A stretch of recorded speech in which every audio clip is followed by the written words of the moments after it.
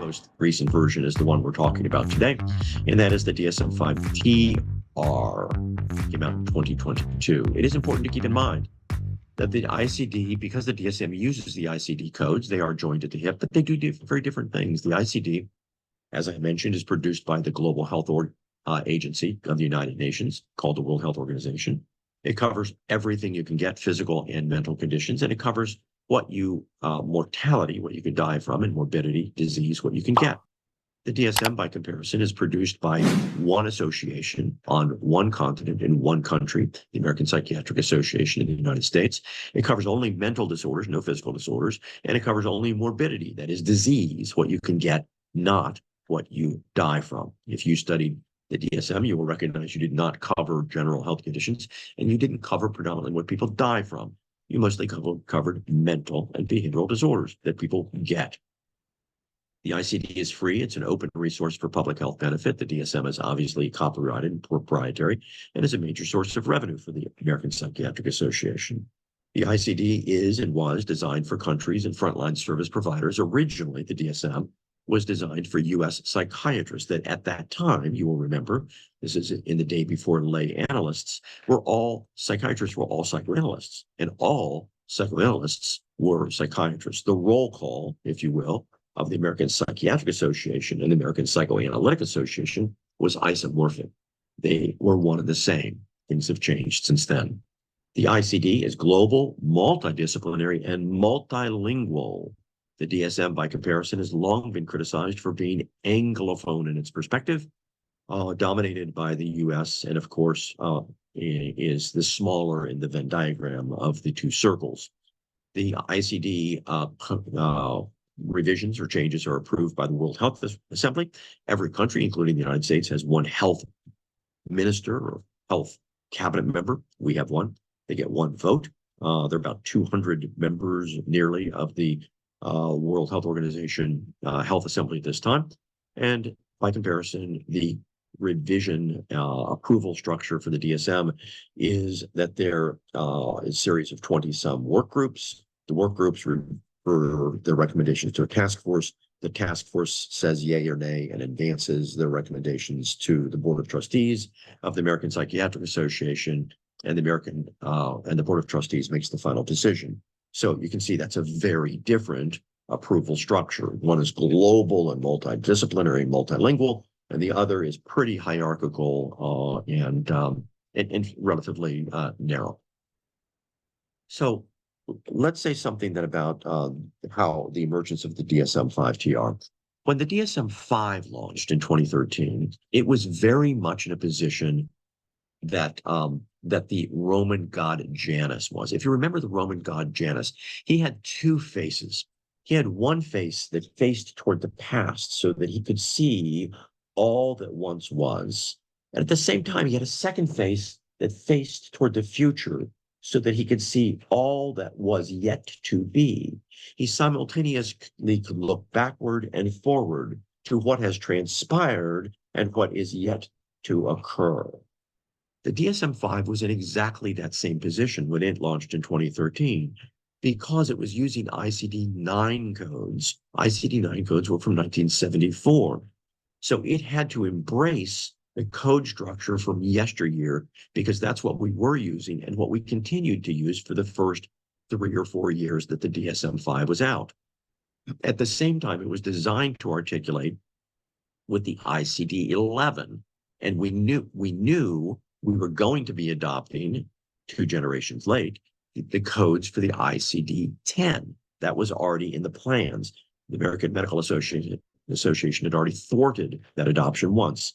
So we knew it was imminent that we would be changing over to the ICD-10 codes. So although they weren't yet active and approved by the United States, they knew it was just a matter of time. That's why they included both codes. So they had to look forward. At the same time, they had to look backward. Okay. Tough place to be. But they did that as capably as they could, and they included both the ICD-9 and 10 codes. The ICD-11 was still under development by the time the DSM-5 launched. It was not yet done, and the cake was not baked, and it was not yet launched. However, in the intervening years, about 4 years later, it did come out. Then the DSM-5 TR came out. And so when I put this arc that connects the DSM-5 to the DSM-5 TR, I mean to imply two things, and both are important.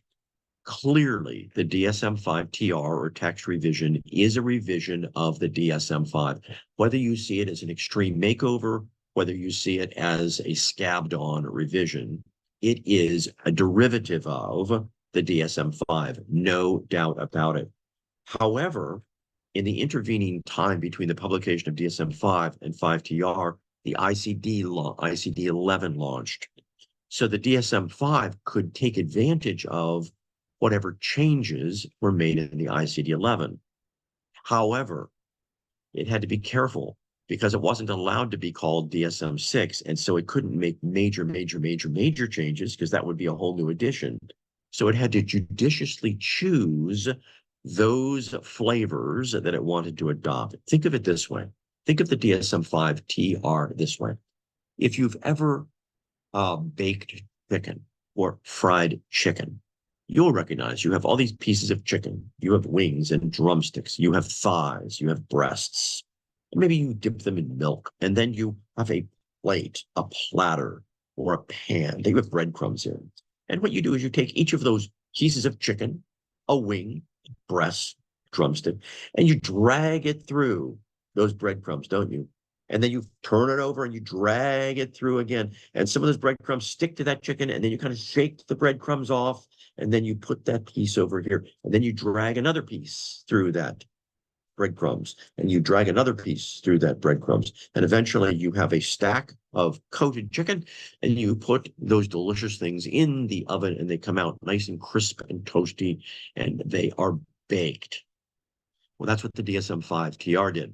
It dragged itself through the ICD-11 like this and picked up as many breadcrumbs as it could. If it had too many big clumps that would threaten to make it look like a big revision, it shook them off like this, and then it put it over here in the platter. And those new changes became part and parcel. They were included in between the cover of the DSM-5 TR. And we're going to look at what some of those were.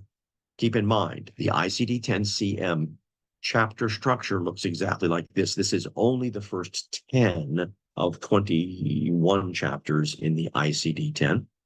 Remember, it includes all kinds of health disorders. In the ICD-10, things are arranged topographically by medicine. So there's a chapter around infections, diseases, around diseases of the blood, endocrinological diseases, musculoskeletal, circulatory, respiratory, and so forth. One chapter, and only one chapter in the ICD-11, is called Chapter 5, Mental and Behavioral Disorders. Notice that those are the F codes. Those are the codes that are brought over into the DSM-5 TR. So quite literally what I'm telling you is the DSM-5 TR consists of the codes in Chapter 5 of the ICD. Chapter 5 of the ICD-10 is the DSM-5. 5 is 5. Chapter 5 of the ICD is the DSM-5 TR. You can think of it as one of those crane games that you see outside of a Target or other department store, where you put in 50 cents or whatever, and you can take this crane, and you can come down and you can capture as many toys or novelties as you want, and you bring it back up, and then you dump it into your bin. And quite literally what happens with the DSM-5 TR, they go into Chapter 5 of the ICD-10, they grab as many codes as they can hold, they come back up, and they dump them between the covers of the DSM-5. 5 is 5. Chapter 5 of the ICD-10 is the DSM-5. DSM-5 TR contains a few G codes, but you'll recognize those are the diseases of the nervous system, like Huntington's chorea, for example. Almost everything is an F code, mental and behavioral disorders. Well, what are the new disorders in the DSM-5? Well, prolonged grief disorder, unspecified mood disorder, suicidal behavior, non-suicidal self-injury, and persistent depressive disorder are among the things that are going to get some of our attention.